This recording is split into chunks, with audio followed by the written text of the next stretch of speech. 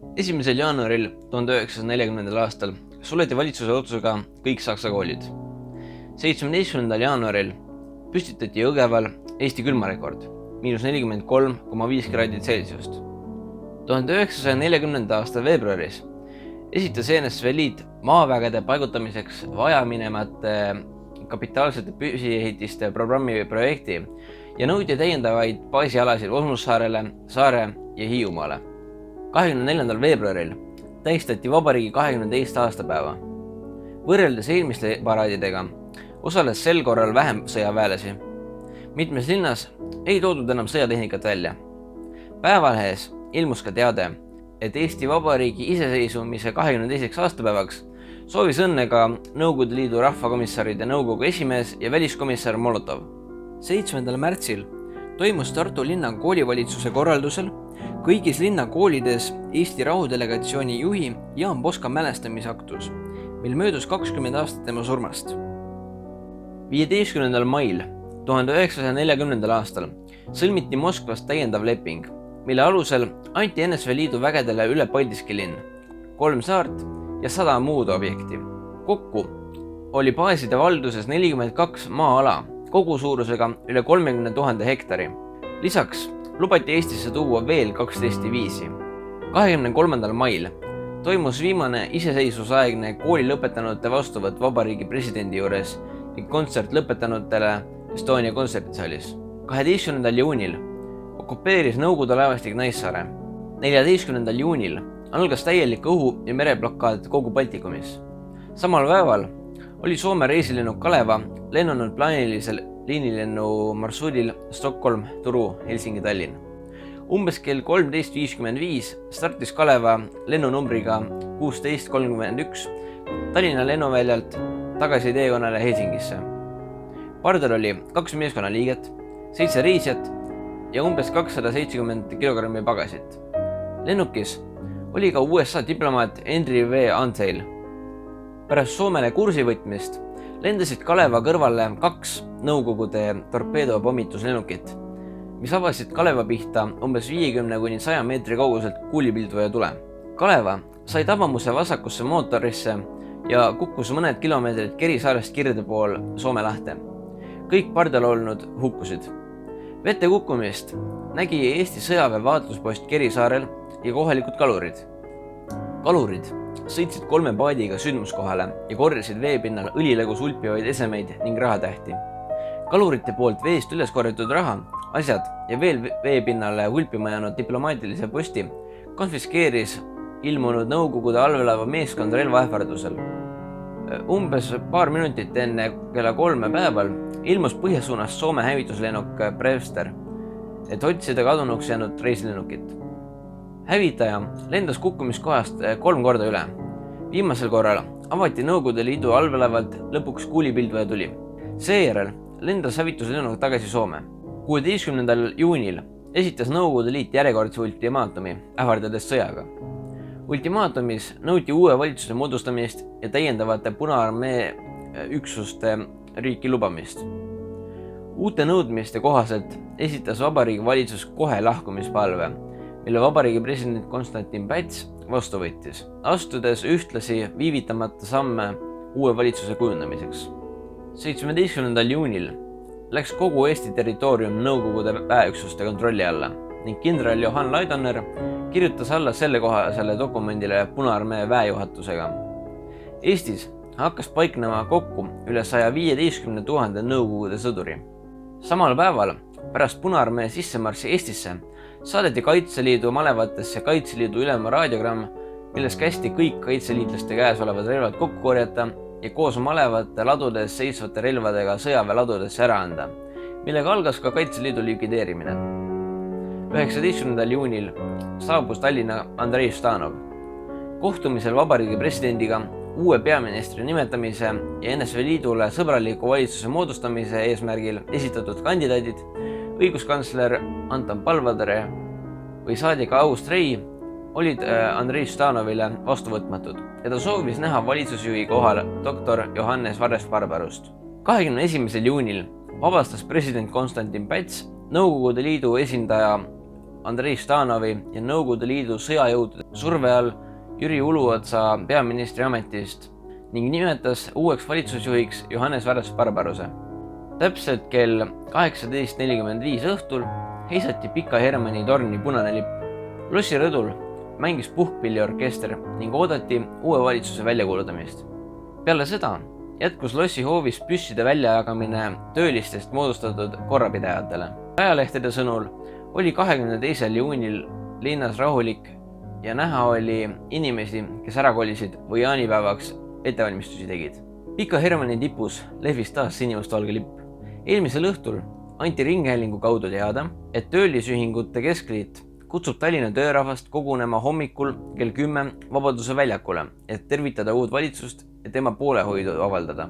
22. juunil 1940. aastal vabastas Konstantin Päts Johann Laidoneri Nõukogude okupatsioonivõimude survel sõjavägede ülemjuhataja ametist. Samal päeval hakkas ilmuma ka ajaleht Rahva Hääl. Nõukogude võim alustas radikaalseid ümberkorraldusi. Esimene Nõukogude aasta tähendas Eestile enam kui 1000% inflatsiooni. Reaalsed sissetulekud kahanesid enam kui poole võrra ja tööpuudus jõudis mõnes linnas 10%-ni. 1940. aasta hilissuvest peale ei jätkunud vaesematel elanikel enam raha toiduainete piisavaks ostmiseks. Tulemuseks oli alatoitumus, mis oli laialt levinud. Selline olukord kestis üle 10 aasta. Loomulik suremus tõusis märgatavalt juba 1940. aasta lõpuks. Üheks võimalikuks vastupanujõuks Nõukogude võimu esindajatele Eesti riigi kontrolli all hoidmiseks oli relvastatud ning organiseeritud politseisüsteem.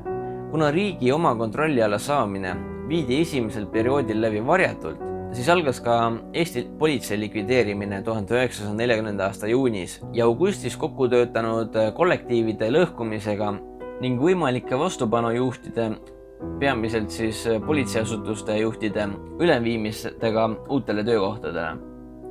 27. juunil andis president välja Kaitseliidu likvideerimise seaduse.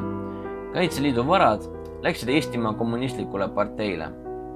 Juuni lõpul moodustatud uus organisatsioon, Rahva Omakaitse, mille üldjuht oli Eestimaa kommunistliku partei liige ning Hispaania kodusõjas osalenud Karl Hanson.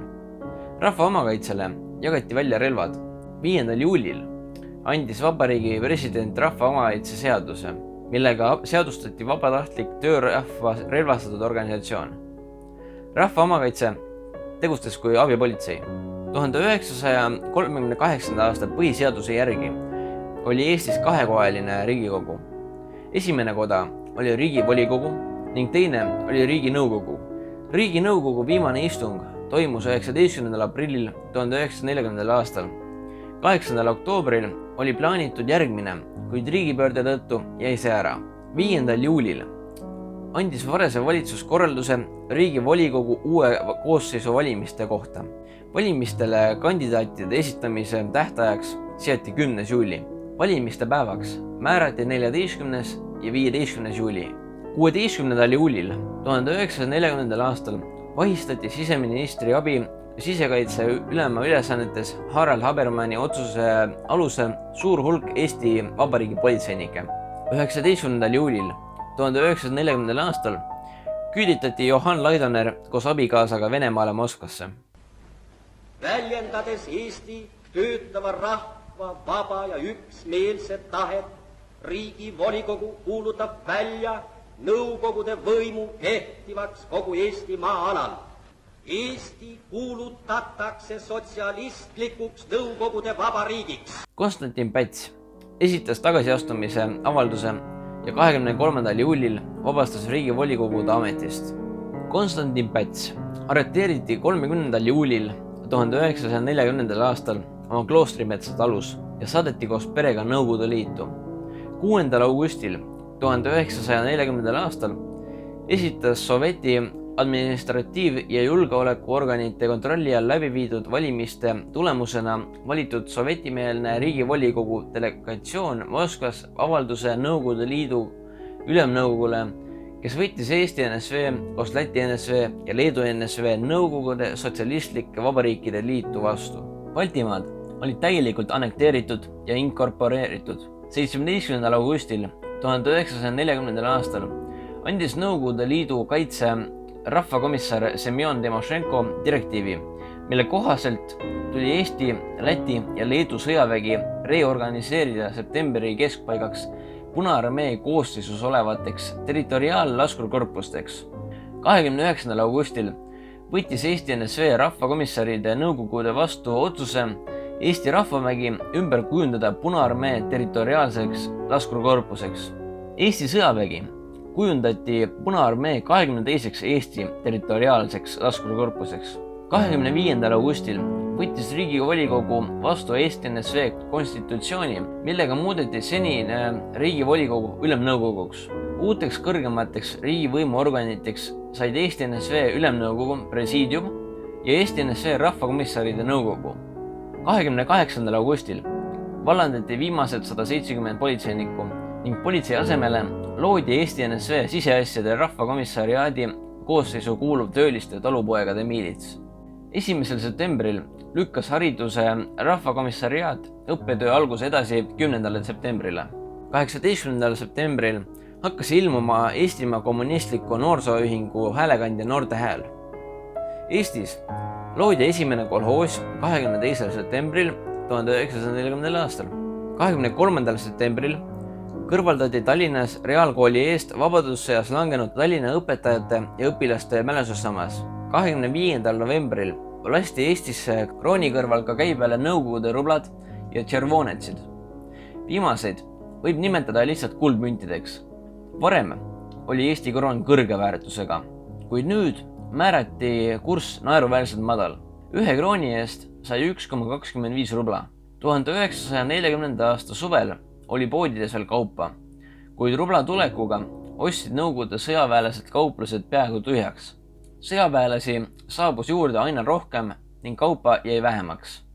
1940. aasta vana-aasta õhtul pidi Estonia teatris esietendama Johann Straussi operett Nahkhiir. Räägiti, et etendus jäi tehnilistel põhjustel ära, kuid tegelikult oli etenduse peaosaline vahistatud.